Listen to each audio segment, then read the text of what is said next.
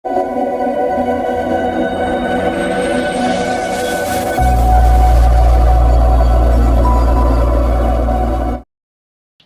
আলাইকুম। কুমিল্লা রেস্কিউ টিমের তরফ থেকে আন্তরিক অভিনন্দন, শুভেচ্ছা। দেখুন বাবুই পাখির বাসা। বাবুই পাখি খেজুর গাছে সাধারণত বাসা একটু কম করে, তাল গাছের মধ্যে সবচেয়ে বেশি করে। তবে এই একটা কথা সবারই মনে আছে যে একটা কবিতা আমরা শুরু থেকে অনেকেই এই কবিতাটা জানি, যে স্বাধীনতার সুখ কী জিনিস। যেমন যে কবিতাটা আমি বলতেছি ওইটা তো আপনারা অবশ্যই শুনছেন, যে বাবু ডাকিয়া বলিল চড়াই, কুড়ি করে থাকো মোর শিল্পের গড়াই। আসলে এই কথার মেন উদ্দেশ্যই হচ্ছে স্বাধীনতা কী জিনিস এটা আসলে সবাই জানে না, সবাই বুঝেন। যে নিজের ঘর ভাঙা হোক, যেরকমই হোক, নিজের দেশ যেমনই হোক তেমনই ভালো, মন্দ কিছু না। তো এইটাই প্রকাশ করা হয়েছে যে স্বাধীনতার সুখটা যে কী জিনিস। তো দেখেন এই বাবুই পাখি খেজুর গাছের মধ্যে অনেক বাসা করছে। বাসা করার পরে এখানে প্রায় ডিম বাচ্চার সময় হয়ে গেছে, প্রায় কিছুদিনের মধ্যে ডিম বাচ্চা করা শুরু হয়েছে গিয়েব। তো এই কাছে কিনা অনেক ধান ক্ষেত আছে, কিন্তু পোকামাকড় ধান ক্ষেত অনেক কিছুই ধান বা দানাদার খাবার সব কিছুই খায় বাবুই পাখি। দেখেন অনেক বাবুই পাখি এই জায়গার মধ্যে আছে। আমি আজকে যাওয়ার পথে একটু দেখলাম, দেখে আমি চিন্তা করলাম যে ভিডিওটা বানাই।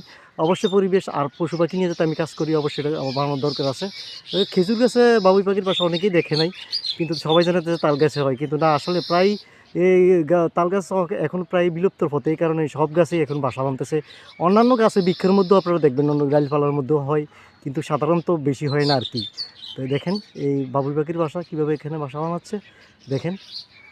আমি কিন্তু এগুলা যাওয়ার পথে হঠাৎ আমার চোখে নজরে পড়বে, তারপরে আমি ভিডিওটা করলাম। দেখেন স্বাধীনতার সুখ এমন জিনিস, বাবু ডাকিয়ে বলিল চড়াই। অবশ্যই দেখো কবিতাটা মনে আছে আপনাদের। দেখেন কিন্তু বাবুই পাখি কীটপতঙ্গ, ধান ক্ষেতের কীটপতঙ্গ এবং কি দানাদার খাবারও খায়।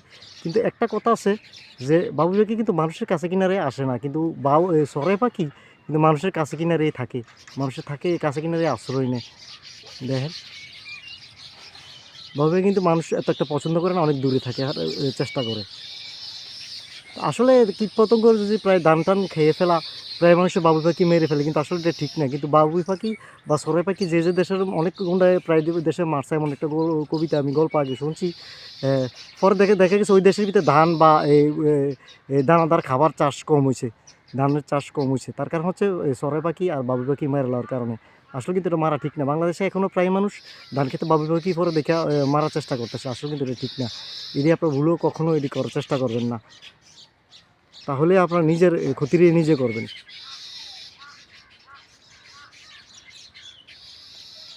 বুঝছেন? এই হচ্ছে আমাদের এই নিরিবিলি একটা পরিবেশ।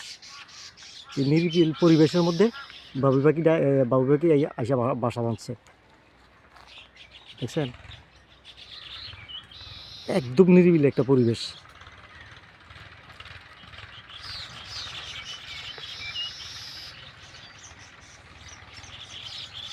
আমি ভিডিওটা বেশি বড় করলাম না, আপনার মূল্যবান সময় নষ্ট করলাম না। আসসালামু আলাইকুম।